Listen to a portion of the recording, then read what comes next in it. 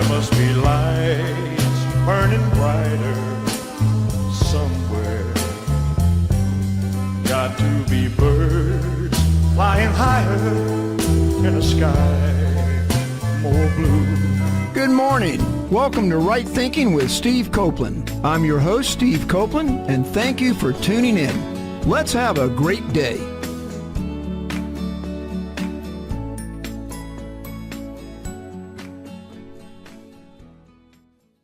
Good morning, everybody. Glad to be with you today. Today is a wonderful day, and you know how every time I get on the show I talk about how excited I am, and because I got a guest on today that I just can't wait to introduce you to, and the way I do that, well, that's more true today than I think ever before. But what's a little different today is this. I'm humbled today tremendously. Now, and I'm humbled with a lot of my guests, and I respect the guests that come on here, every one of them. But today is kind of very personal for me because it's part of my journey that I've been working toward, part of my struggle, part of my moving my life forward and just persevering and all those wonderful things that we talk about every week. For me, life's been a joy. It's wonderful. But I've been doing Right Thinking with Steve Coplon on the Talk Network radio for about 9 months now. And in the last couple weeks, there's been some changes. And Chuck Christie in Norfolk has taken over the network, the station. And things are just moving forward to where we prayed that they would go. But in the very beginning, when I was given my opportunity to be a guest on a talk show back about it was September a year ago now, and I guess it was.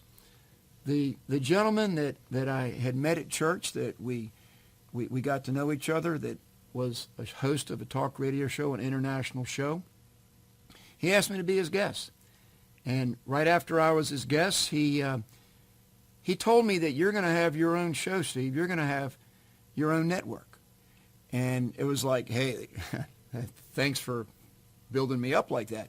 But anyway, you know, I've had a journey, and it's carried me all the way to Baker City, Oregon, to Powder River Correctional, and Right Thinking Foundation has gone national, and I've had many experiences along the way that are talked about on the shows. But my purpose is being more defined than ever before, or it's always been defined.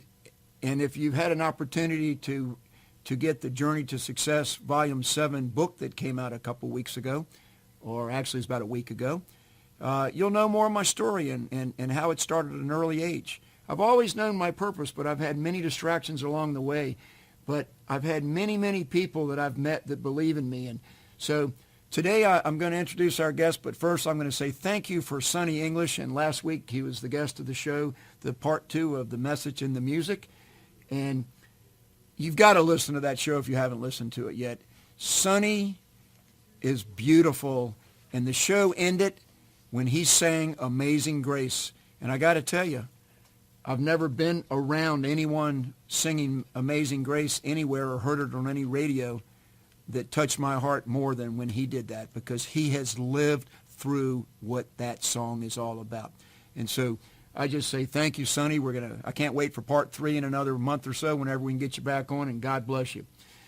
I would like to bring my friend and just a man that I love so much. That's the man that had me on his radio show, and that we're together, and we're going to have a beautiful show today. Today's show, it's called Incarceration, Its Effect on Families, and you'll understand that more. For all of you that are listening, that are in a family that there is incarceration, or if you're a returning citizen and you're coming out and returning to your family, I hope this show has something in it that you will be able to move forth with your life and have a more blessed life.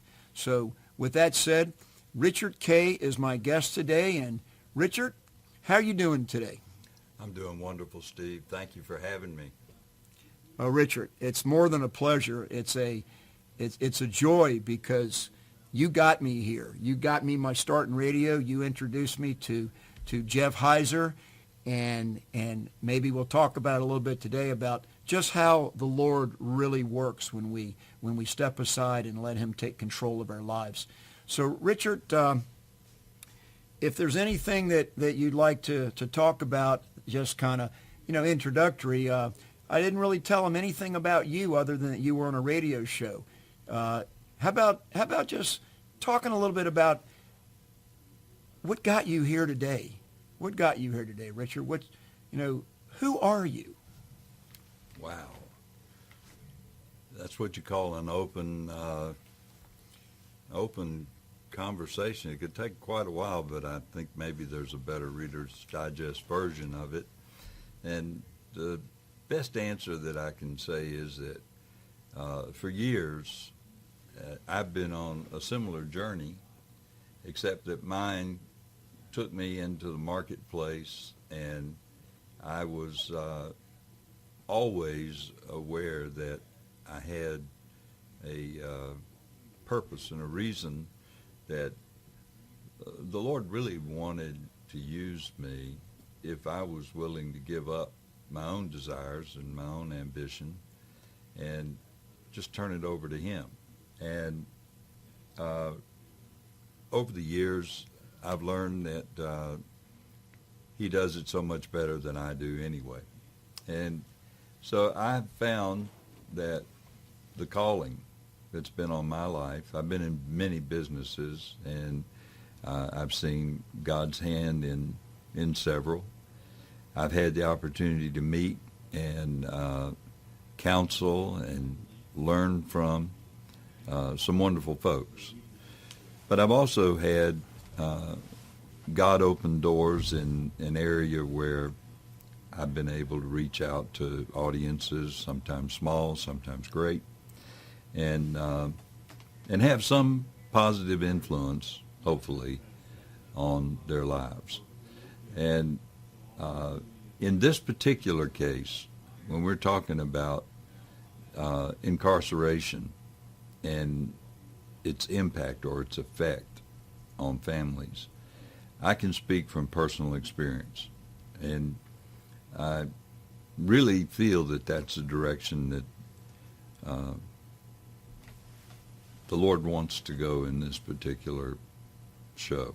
Richard, let me interrupt you just for a split second here, because it is. And for y'all that are listening, for those of you that are listening, I didn't go into Richard's professional career background. I said he had an international talk radio show.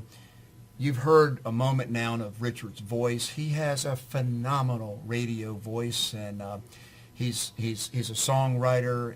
He's got published songs. He writes books. He's had an amazing career in business and all those things.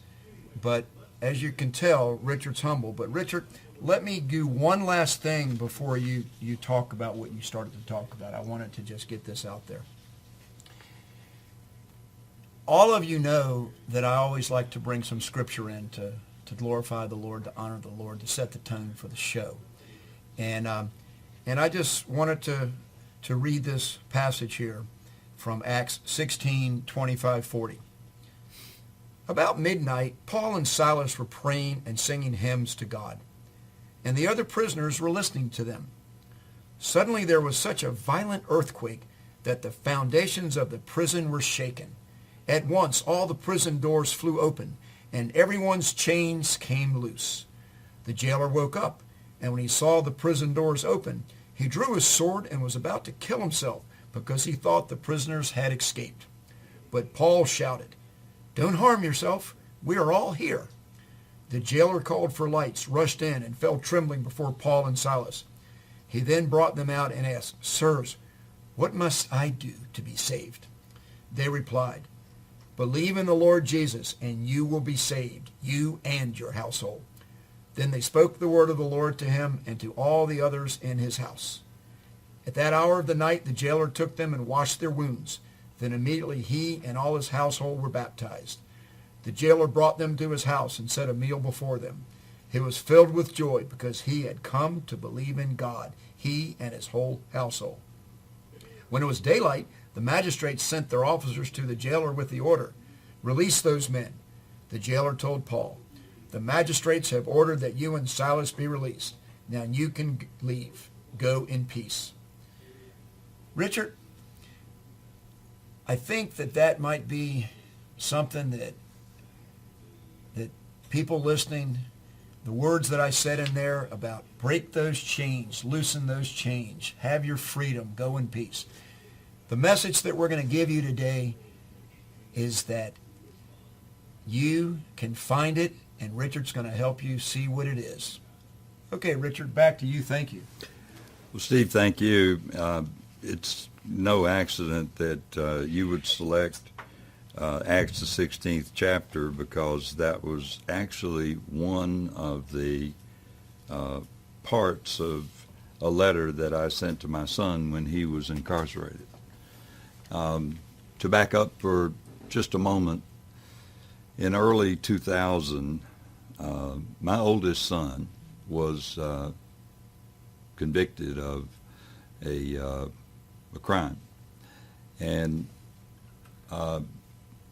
these types of things, when they happen, they change the direction that a family takes. I think that the first response when he was arrested and then put in jail and he was waiting on the sentencing was to do everything we possibly could to get him out. And I made contacts. I had influence with several attorneys, and my own brother-in-law is a district court judge. And we just tried everything possible to eliminate the potential of my son being sentenced. And it didn't work. Nothing stopped the process.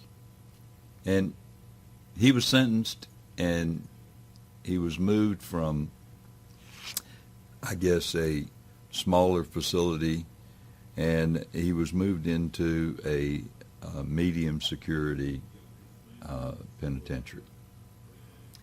And for those of you that are listening, medium security is not maximum security, but there are some pretty horrendous crimes that have been convicted, felons that are in medium security prisons.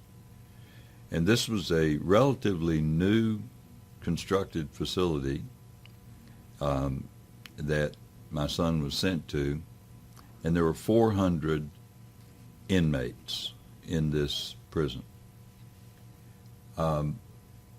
During the time that he was there, he went through several stages. There was a stage that he went through that was a lot of misunderstood feelings, and of course the family experienced misunderstood feelings as well. But he entered into a place where he accepted his sentence. And then we no longer had to be so much focused or dedicated to getting him out. The next question was, what do you do while you're there? And so we began communicating. Prison life is not easy, and my son would have only a little bit of time that he could write, and there was very few telephone conversations that could be accomplished. But he explained that in a conversation that we had, that the guidelines for what type of sentence that he would be provided under what they had as new penal guidelines